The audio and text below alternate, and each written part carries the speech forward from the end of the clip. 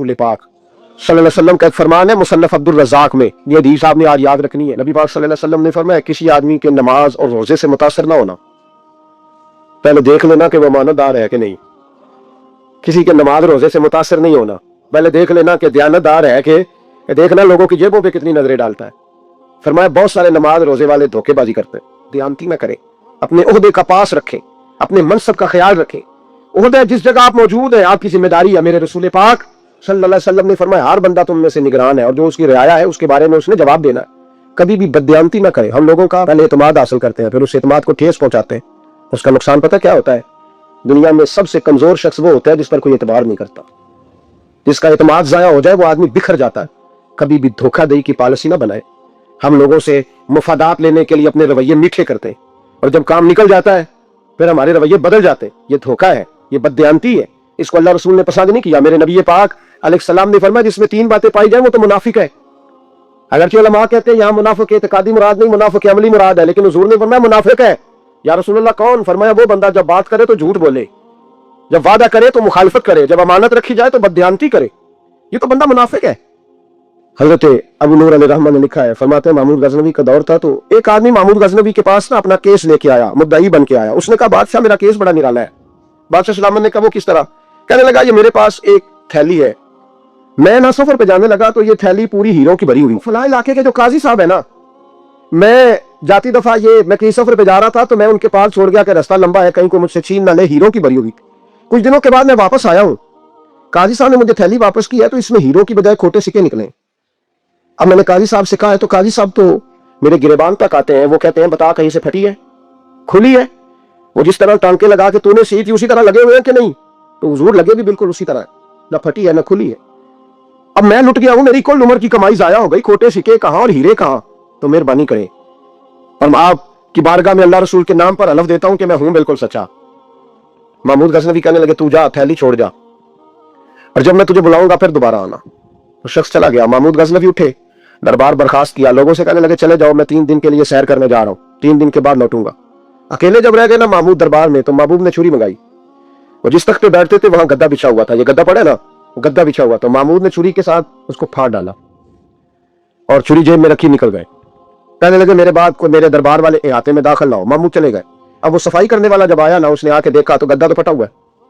उसने शोर डाल दिया, पहरेदार भी आ गए, फलां साहब भी आ गए, फलां साहब। उसने कहा ओ खुदा के बंदो उसका गद्दा फट गया, वो तो माल डालेगा। उसने कहा था सिवाय सफाई और निगरानी वाले के दूसरा आए कोई ना, और यहाँ आया भी कोई नहीं, पहले दिन ही फटा हुआ है तो लटका देगा सबको, क्या करे? शोर हो गया, सारे दरबार के मुलाजिमीन इकट्ठे हो गए। एक बंदा बोला, कहने लगा फिक्र ना करो, मैं कैसे बंदे को जानता हूं, इस तरह सीएगा कि जिसने फाड़ा होगा उसे भी पता नहीं चलेगा कहां से फटा था।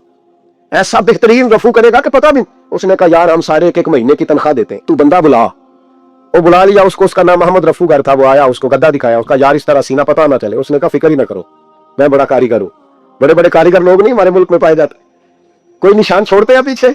बड़े कारीगर का पैसे होने चाहिए, बड़े बड़े कारीगर बंदे। आप यकीन करें ऐसा ऐसा फलसफा, ये उम्रा इबादत है ना, सरकार दो आलम सल्लल्लाहु अलैहि वसल्लम की बारगाह की हाजिरी बड़ी नेमत है ना।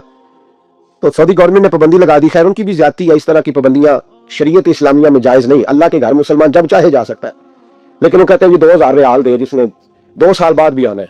उन्होंने पाबंदी लगाई तो हमारे एजेंटों ने भी कई खास ट्रेनिंग हासिल की हुई है, पता नहीं कहां से सीख के आए, उन्होंने भी रास्ता निकाल लिया। 1 साल से मैंने कहा कि जनाब वो 2000 रियाल लग गया तो क्या करना? कहना कोई मसला नहीं, पासपोर्ट नवा बनवा लो, गुंजाइश है, यानी हर शय का हल है। तो मैंने कहा यार अब उमरा करने जाते वक्त भी बंदा धोखा दे के जाए, अल्लाह के घर जाते वक्त भी इस तरह की हरकत करे, क्या हाल हो गया? हर चीज का लोगों ने हल निकाल लिया, हर चीज का लोगों ने स्टाइल बना ली। ऐसा न करे, ये दुरुस्त नहीं। अहमद रफू कर कहने लगा इस तरह सीऊंगा कि फाड़ने वाले को भी पता नहीं। उनका पैसे ले यार तू सी दे। उसने सीधी अगले शाम ही ला के बिछा दिया गद्दा। तीसरे दिन बादशाह सलामत आए, आके पहली नजर गद्दे पे डाली। उसने बुलाया सब मुलाजिमीन को, कहा किसने सिया है? कहा जनाब क्या हुआ? कहा ये फटा हुआ था। किसने? कहा नहीं फटा ही नहीं। वो कहने लगे बनो मत, मैं खुद फाड़ के गया था। तो बताओ सही सिया किसने है? कहा जनाब आप फाड़ के गए थे तो बताया क्यों नहीं? फरमाने लगे इसीलिए तो बताया नहीं था कि तुम खुद तहकीक कर लो, बुलाओ बताओ सिया किसने। तो बुला लिया, अहमद रफू आ गया। उसको जब बुला के सामने बादशाह खड़ा किया, कहा भाई तूने सिया है? कहने लगा हुजूर आपके सारे मुलाजिम इकट्ठे होके आए थे, मेरी गलती कोई नहीं। कहा नहीं यार तू बड़ा कारीगर है, मैंने अपने हाथ से फाड़ा था पर मुझे भी नहीं पता चल रहा कहां से फटा था। अच्छा ये बता, ये थैली जो है ये भी तूने सी थी? उसने कहा जी आपके खादम का ही कारनामा है, वो फलाने इलाके के काजी साहब आए थे, इसमें से हीरे निकाल के तो खोटे सिक्के भरे थे, तो मुझे भी थोड़ा सा हिस्सा मिला था। महमूद ने सारे गवाह भी इकट्ठे कर लिए, सबूत भी इकट्ठे कर लिए। फिर काजी को बुलाया, पहले सारे सबूत और गवाह केस हल कर लिया। फिर हमारे साथ ये हाल होता है कि मुदई 2-3 हफ्ते के बाद खुद ही हाथ बांध जाता है, कहना तुसी मेरी जान छो, मुझे फड़ो पावे ना पड़ो। वो कहता है मुझे माफी दो, मैं रहा। जुल्म है ना, जुल्म ज्यादती है कि जो बेचारा, इतने सवाल मुजरम से नहीं होते जितने मुदई से होते हैं, आप यकीन करें, इतने सवालात होते, बेचारा हफ जाता है। ये तरीका दुरुस्त तो नहीं है कि लुट गया और दूसरा तरह तरह के सवालों के जवाब देता फिर बेचारा। सारे सबूत इकट्ठे करके काजी साहब को बुलाया, तन्हाई में ले जाके महमूद गजनवी ने कहा काजी साहब आपसे गलती हो गई, गरीब आदमी था, वो लुट गया है, उसने तो बड़ी मुश्किल से कुछ हीरे जमा किए थे और उसकी कुल कायनात थी, तो आप उसका माल उसे दे दें। बात का तो काजी साहब कहने लगे आप मुझ पर इल्जाम लगा रहे हैं, सवाल ही नहीं पैदा होता।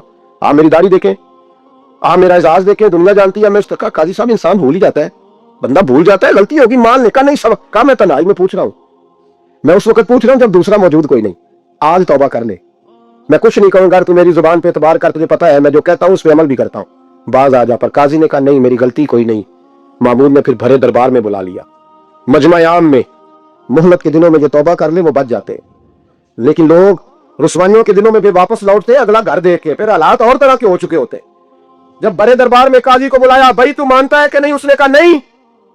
तो कहा बुलाओ अहमद रफूगर को। जब अहमद रफूगर आया तो बूढ़े काजी की टांगे कांपने लगी, जुमले टूटने लगे, लफ्ज जमीन पर गिरने लगे, बात सही नहीं होती, जुबान लड़खड़ाने लगी। महमूद कहने लगे काजी मैंने तुझे कहा था वहां मान जा बात, अब भरे दरबार में बोल। तो जब काजी साहब की गर्दन खुद ब खुद झुक गई तो दुनिया समझ गई। कहा निकल जा मेरे दरबार से। महमूद बोले निकल जा, इतनी तुझे इज्जत दी, इतनी बड़ी तनख्वाह दी, काजी बनाया, ये थोड़ी सी रकम के लिए, थोड़ी सी रकम के लिए तो बदयानत हो गया, चल चला जा, निकल। काजी दरबार से निकला तो लोग लानतें बरसाने लगे। कल जो दुकानें छोड़ के सलूट करने आते थे वो कहने लगे इसकी उम्र देखो, इसके काम देखो, देखो इसने क्या किया। घर गया, बच्चे जिनके लिए पाप कमाया था, जिन्होंने तू पाप कमाए हुन कितने नहीं हो तेरे घर दे। और बच्चे कहने लगे अब्बा जी हम तो स्कूल मदरसा जाने के काबिल नहीं रहे, उम्मीद थी कि बीवी साथ देगी।